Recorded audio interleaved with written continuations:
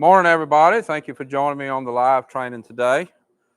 Today I'm on Starla, and as you see, she has some attention issues, and that's what I was going to talk about with her, and then we'll answer whatever questions you have. I've got a couple of horses here that I haven't done many videos of. She's one of them. Betty is another one, so I need to get more videos done of those. And also, I've had two new horses. Well, actually, I had four new horses come in. Two of them came in this past weekend. I need to get some videos of them. I haven't done anything on those yet. And I got two more that came back. And I'll have videos of those coming up. So there'll be quite a few horses new horses that you'll see. I had Zyla and Indy come back. I already have a video of Zyla that will probably be going up this weekend. And I'll be getting you a video of Indy. I don't know if you remember those or not, but I started Zyla last year, rode her a couple months, sent her home. Got her started good, probably a few months. And then Indy I had for a good while. Started her, trained her for working cow horse, and ranch ride and ranch trail. Showed her some. Really nice horse. So you'll be seeing some more videos of that, getting her tuned back up and getting some more training on Zyla. And then the other two is Rocky. That one came in this past weekend. And the little buckskin mare. Can't remember her name right now. It'll come to, Serena. That's her name. So as you see right there, she got distracted by these other horses. I'm going to change directions. So there'll be more videos of the new horses. Back to her. I need to work on her attention. I actually have a video of her coming out over the weekend where I got on her and she tried to buck with me. And it all goes back to not having her attention. Normally, I'll walk them a circle or two, usually from just walking out to the barn out here in a circle or two, I'll have their attention. But she is particularly, it's a more of an issue with her. See, she's locked on watching the horse ride over there. And what'll happen if you don't do that, if you don't get their attention on you, bad things are going to happen. They will buck, rear, run off, spook, whatever, because they're not listening to you. They're not letting you be their leader. They're not asking you, what are we going to do? They're looking around and they're making their own choices. And normally when they make their own choices, it doesn't end well for the rider. So as I'm riding her around, I'm going to pay attention to her ears. She's locked in over there. Now, as soon as I started talking, the ear come back. That was good. That's progress. And walk over this way. Ears are locked forward. Let's turn over here now. She's pretty good about not changing speed. Not as good about not changing direction. When I first got on her just a minute ago, she was trying to take me to that end to go visit with the horses in that pasture. If you've got any questions, put them in the comments and we'll talk about it. And let me know where everybody's watching from. That's always interesting to read. I get people from all over the world that's watching. I've got a new banner up here in my arena. That is Dusty. If he's watching today, that's his banner. And if you need transport service, talk to them. Good company to work with. He's on his way from West Texas and into Oregon. West Texas to Oregon. I'm glad that's you and not me, Dusty. I travel like a 10-year-old now. I couldn't do it. Any questions so far? Okay. So I did a video of her not too long ago of transferring her from a snaffle bit to the shank bit. This is the second time I've ridden her in a leverage bit. She really adapted to it pretty well. I put it on her again today because I wanted to have a little more to get her attention on me. And it's not so much a little more pull. It's not a matter of the leverage to pull harder. It's a matter of making contact with more pressure points to occupy her mind to give her something to do. Just like that right there. She's chewing a little bit, but that's okay. What I want her to do, just as intent as she is about looking at different things, I want to provide an input into her brain that will help bring that attention back to me. I have Rocky tied the tie line back there, and he's starting to paw in the water, and that's what her head got up and started thinking about. Doesn't take much to distract her.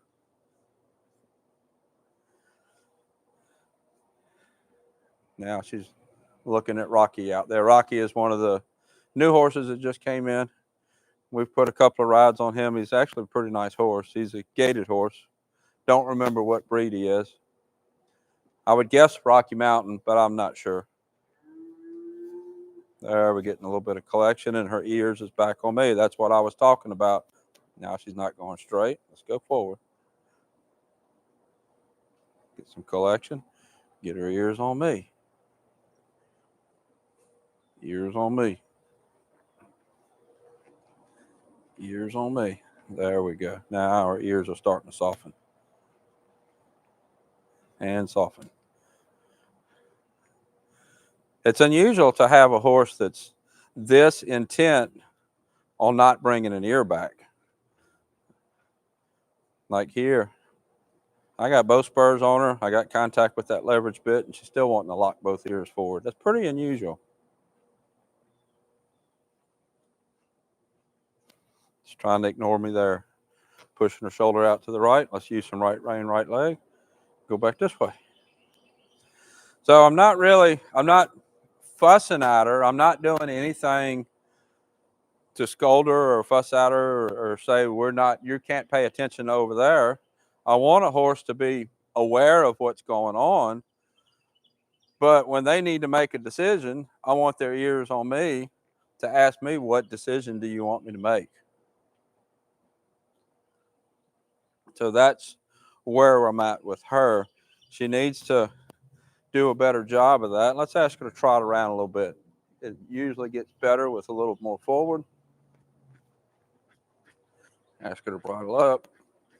By bridling up, I'm just kind of setting my hands still, pushing her onto the bridle with my legs, sometimes just legs, sometimes spur, and just expecting her to find where that release from the pressure is. Not pulling with my hands. I'll just set my hands still. A lot of people will do seesaw work in the face. The face is not really what you need to get. You get the middle, and the face will take care of itself. It's legs. You got to have your legs. Work it with your legs. There we go. Can you talk about the ears? What is happening when an ear is pointed one direction and another? Ear is pointed another direction. Can you talk about how Okay, good question. So talk about the ears and how that relates to their attention. So a horse's ears are always going to point to what they're thinking about. Left ear will talk to what the left side of the brain is thinking about. Right ear will point to what the right side of the brain is thinking about. A horse's brain is only minimally connected. Stuff doesn't transfer from one side to the other very good. That's why you have to train both sides of the horse. Let's go back to trot. That's why you have to train both sides. And they have the ability to recognize both sides at the same time. And that's how they, oh, going over here, not going to see him. That's how they maintain their safety and their alertness, is by paying attention to what's around them. But if something really gets their attention on one side, that ear on that side will turn towards whatever they're paying attention to. It's like little radar antennas. So right there, both ears are kind of back on me a little bit. Now left ear's forward.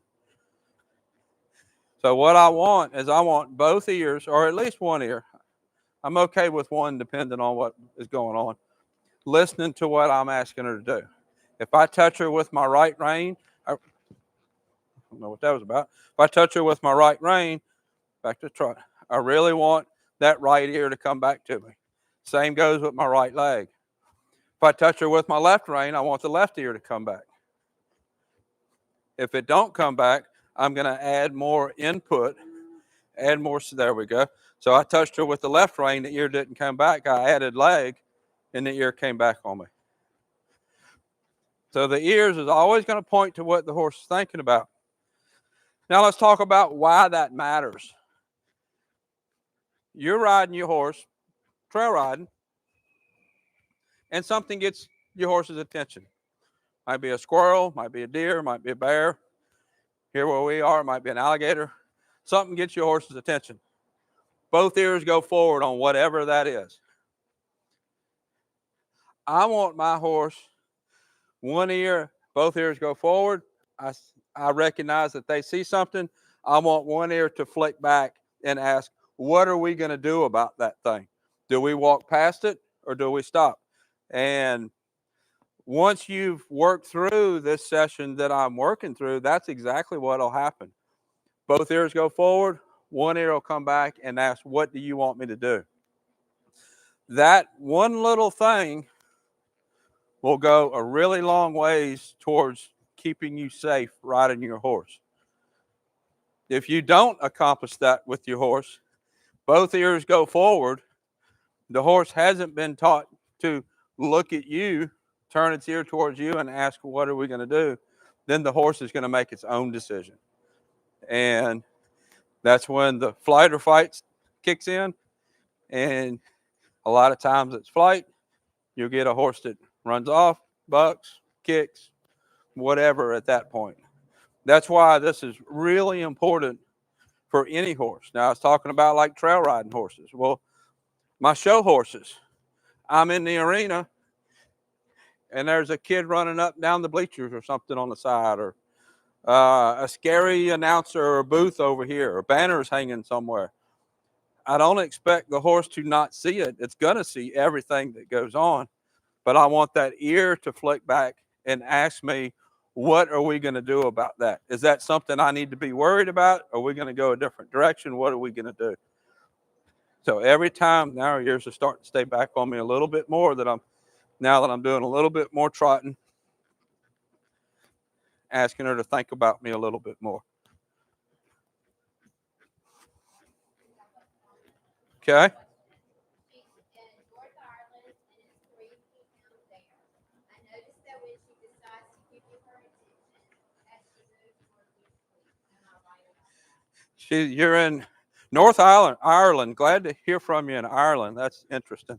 And what time she say? 3 p.m. Wow, that's neat. Yes, you are right. When she gives me her attention, she moves more loosely. That is exactly correct. She'll move better because she's listening to me, lifting her body up around her body. If she's looking over wherever, she's going to lose her frame. She's right there. She kicked her shoulder out to the right because she wants to go to him. She's going to lose frame and kind of stiffen up to go where she wants. So yes, that is exactly correct.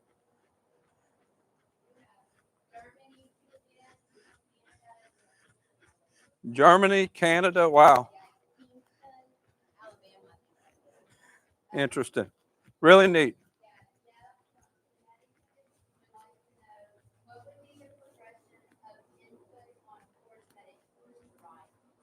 Okay, Deb, the progression of input on a horse that ignores the rider. So I'm going to go to hand first and point the nose. Just if the horses ignore me, I'm going to change directions and ride forward. So it's going to be hand, let's go, let's trot. It's going to be hand first and then leg. Basically, all I'm doing is redirecting the horse's attention. Think about a child at home and they're bored and they're getting into things. And if they're like my kids, they would climb on the cabinets and go run around the house, that kind of stuff. So it never worked to tell my kids, don't do that, get down from there. That never worked. But what did work is I would tell them, y'all go do this. Y'all go play outside. Y'all go whatever. That would work because I was giving them something to do. I was redirecting their attention. Same way with the horse. All I'm doing is redirecting the horse's attention. I'll go hand first and then leg. Look over here. Let's go over there. But Exactly the mechanics of how I do that is not as important as the fact that you recognized it and you did something to tell the horse, hey, let's go do this instead. Exactly what you tell them doesn't really matter. The fact that you redirected their attention, that's the important part. Back to trot.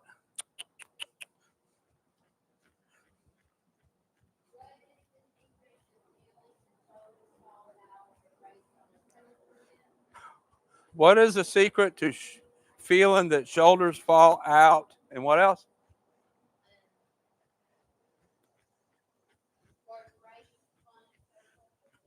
Or braced on a circle or bend. So it's pretty easy as far as you can feel that you're going a different direction.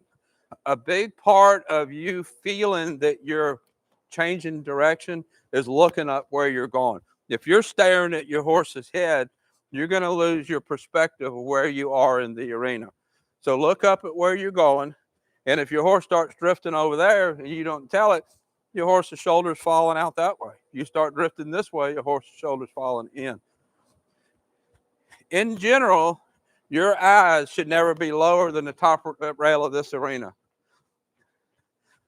I ride out here a lot, all day, every day, and I see things. I see everything that goes on around me. I can see the whole perimeter of the property from inside this arena, and I can see if we need to go, whatever we need to do. Really important, keep your eyes up, and then that goes a long ways towards feeling the shoulders falling in and out. Another big part of it is ride with contact with your legs. You don't have to squeeze hard, but you need to have your legs against your horse. A lot of people that I see ride, their legs are out here a little bit, and they're just sitting on their butt, and they don't have contact all the way down their legs. You have contact all the way down your legs, you're going to feel the horse go left and right underneath you. You'll feel that horse drift into this leg or drift into that leg. That's probably the two biggest things. Look up and contact all the way down your legs. Any other questions? Okay. So now I've got her feet moving. She's still looking around, but she's better at flicking an ear back at me. Right there, she started to drift that way. I poked on her with that spur a little bit. And that's where it's really important. I know a lot of people don't want to ride with spurs. Let's get your head back down. Don't want to ride with spurs, scared to ride with spurs, think spurs are cruel. But the thing is, that little thing of touching her when she was trying to drift, and I pushed on her with my spur, that little thing, most likely, I know, it keeps her honest to me steering. If she drifts out that way and I don't have the tool to fix it and bring it back in, she's just encouraged to keep drifting out that way. Doesn't mean I got to use my spurs all the time, but I have the tool to use when I need it. That's really important. And not just that as far as drifting, but also picking up their back right here, kind of rounding. She's wanting to get her head up. Let's add a little bit of leg, a little bit of left spur there to get her attention back down on me. A lot of, like right there, you see what she's doing with her head. People will start fussing with the head. The head is really not the issue. Let's take a minute and talk about that. When the horse starts getting its head up in the air, what's going to happen is they're going to push down here to get the leverage to go up. Up there like she was doing, that's really not natural for her. That's not what's comfortable for her. And she'll push here to get her head up there. Well, you'll never see me seesawing the reins to get the head down because the head is just a result of what the body's doing. So when she's getting her head up, I'm going to take and just set my hands and put leg on her and lift her back up, lift her weight off of the front end, shift it to the back end like it should be, and then the head's going to take care of itself. A lot of people, a lot of people, I don't know about most people, but a lot of people just don't use enough leg. they get to steering in their hands and not really riding through their whole body. You don't have to be kicking the whole time, but you need to be using all of your tools. We all, everybody, me included, our natural balance is in our hands. That's where our strength is. That's how we're used to functioning. But when you start riding with your legs more, less hand, more leg, everything starts to come together better. Explain how where you look affects the quality of your seat. Explain how where you look affects the quality of your seat. Good question. So as I'm standing here, I'm going to turn facing the camera a little better.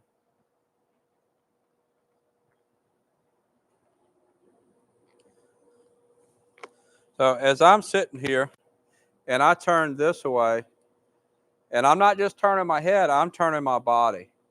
As I turn, I'm looking that way. Well, right here, I don't know how much you can see, but this leg is actually closed in and this leg is open.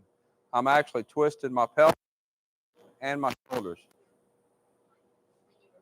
Oh, it's okay. Sorry. And the same thing goes this way. If I'm looking this way, I'm twisting my whole body this way, opening this leg a little bit, tightening that leg a little bit.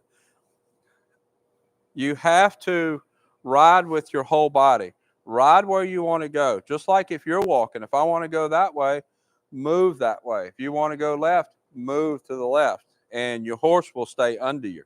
Now, it's more than just looking because I can turn my head, but none of the rest of my body is moving. You have to ride with your whole body and ride that way. If you've seen the videos of me doing the higher level reining and the cow work, if all I do is turn my head, I'm not going to stay on the horse. If we're going doing a fast fits turn or reining stop or a spin or whatever, I have to ride that direction. Otherwise, I'm going to get left behind.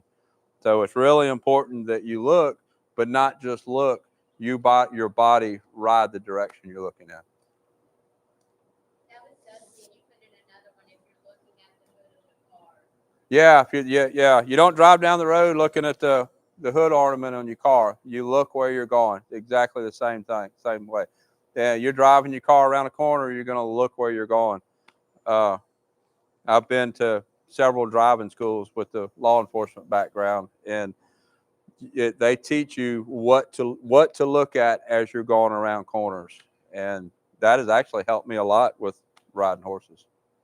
What's the best way to handle a horse that is locked in on a scary object and won't move forward? I know it's pilot error on me from losing focus.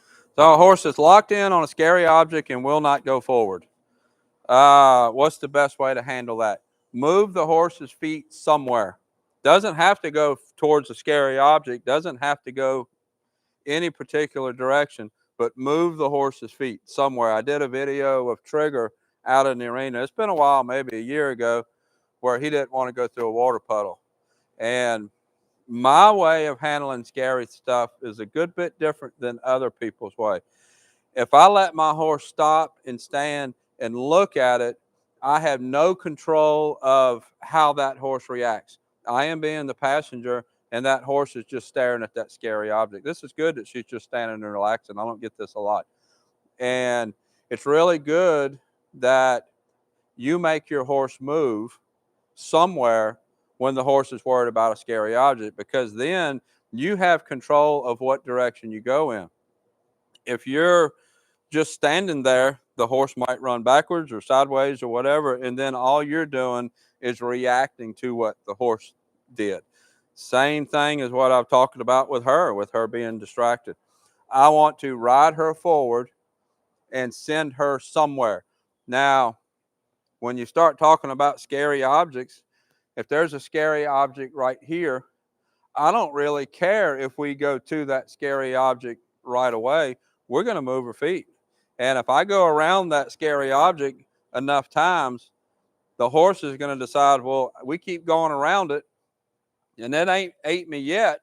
So maybe I shouldn't be as worried about that, because I sure am tired of going around in this circle. I'd like to do something else.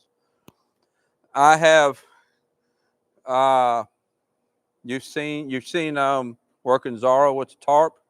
I've done that video of Trigger out there. That was a really good video of how to work with the horse that spooks or reacts. I want the horse's feet moving when a horse is worried about something. It's no different than her looking out and looking. The only difference is she's not really reacting as hard.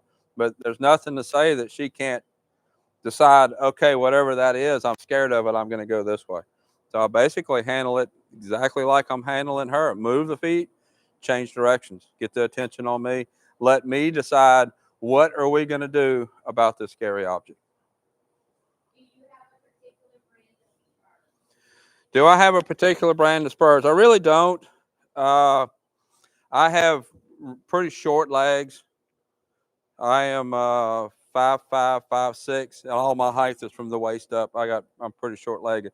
So what is more important to me is the shape and length of the spur to get the contact on the horse and be able to get the contact off the horse. Depending on how you're built, you'll need a little bit different shape, or how good you are with your legs, a little longer shank, a little shorter shank. I do like, I think these are a 10-pointed rowel, I believe. It's just it's rounded on the edges. I think they're 10, I'm not sure. I like a rowel that's rounded on the edges. And a lot of people think about the points. More points means that they're actually a milder spur. And I say points, these are rounded, there's no actual points. And it's bigger. So what that's going to do is actually spread the pressure out. This is actually a pretty mild spur. I have a harsher set, but I rarely use them. And the length of the shank helps me. It's what I need to get spur on, and then I can get spur off. The pins, I wear out a set of spurs pretty regularly. The pin in here is not a pin anymore. It's a screw with a self-locking nut. I couldn't tell you how many screws I've actually worn out. And the hole in the rowel is probably twice as big as what it started out, just from wearing it, just from the metal wearing. I'm going to have to get me another pair actually pretty soon. I'll wear through the bolts. They'll wear down to nothing, and then the hole in the spur will wear bigger. So no special brand, just whatever works with your leg and the length of your leg and the shape of your horse. When you say lifting the horse and transferring weight to back legs, what exactly do you do to So when I say lifting the horse and transferring the weight to the back legs, what do I do to accomplish that?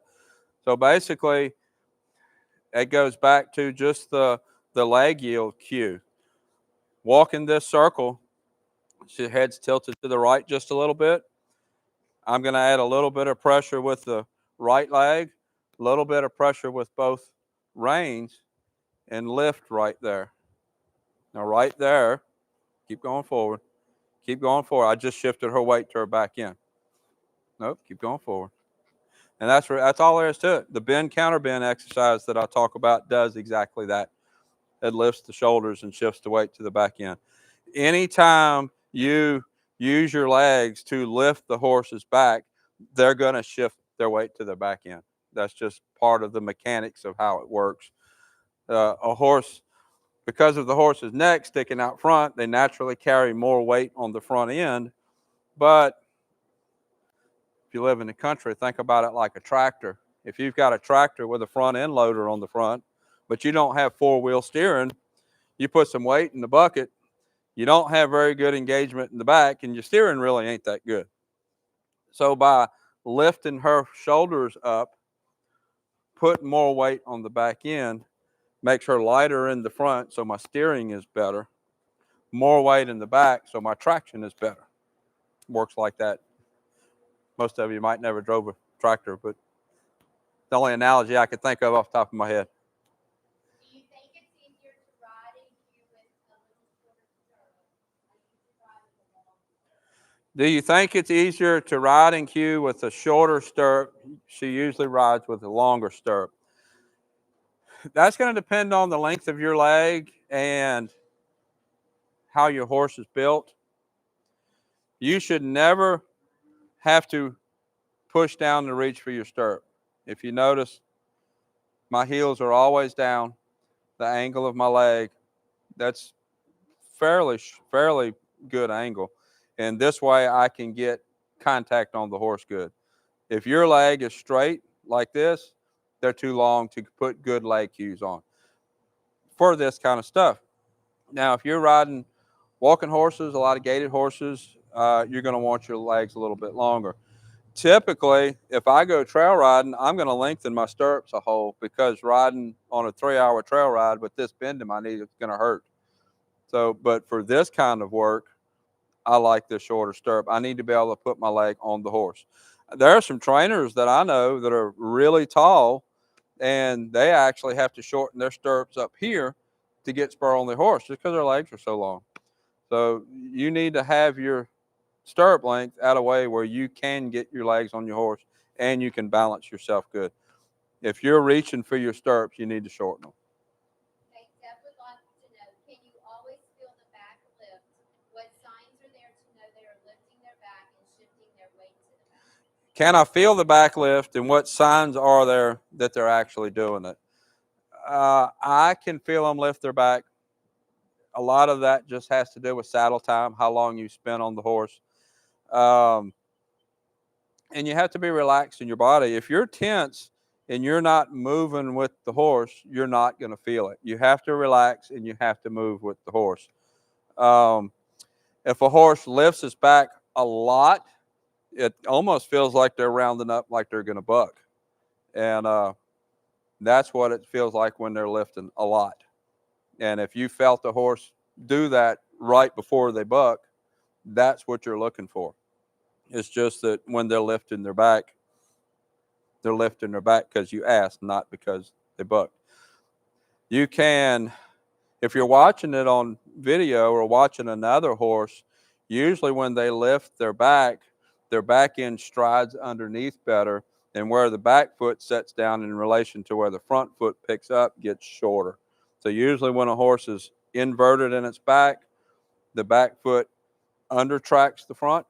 When the horse's back is lifted, the front is lifted and the back is engaged. Usually the back end tracks up better.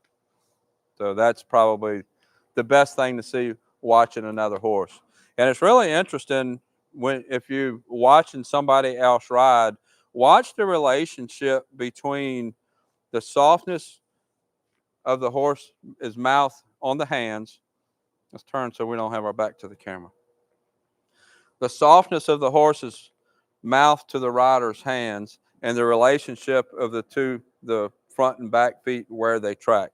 You'll notice that when the horse is stiffer on the hands, the feet are going to track further apart. When the horse is softer on the hands, the feet are going to track closer together. That's pretty interesting if you're watching somebody else. Well, let's move her back around. She's getting distracted again. She's young. I think she's 3, if I remember right. I'm not sure how much riding she had on her before she came, but she pretty well broke up until just the other day when she acted like she wanted to buck. That's the first time she's done that. And there was a lot going on. I had somebody mowing right out here. We had all the cows brought in over there. Robert was banding some bull calves, and just a lot of activity going on. And I think she was just kind of overly stimulated. Overall, this is a really nice horse. It just takes a little bit of work to keep her attention on me.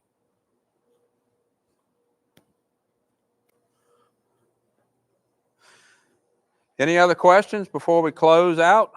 I think this has been a good workout for her. I want to appreciate. I want to thank everybody for tuning in and participating and asking questions. I appreciate that. It really helps all of us learn, and I think it's a good learning experience. I don't know of anybody else on YouTube that does this kind of thing, and I appreciate you tuning in and helping it work out. So this is Starla. I'll have a playlist to her, or a link to her playlist somewhere. Until next time, thank you for watching.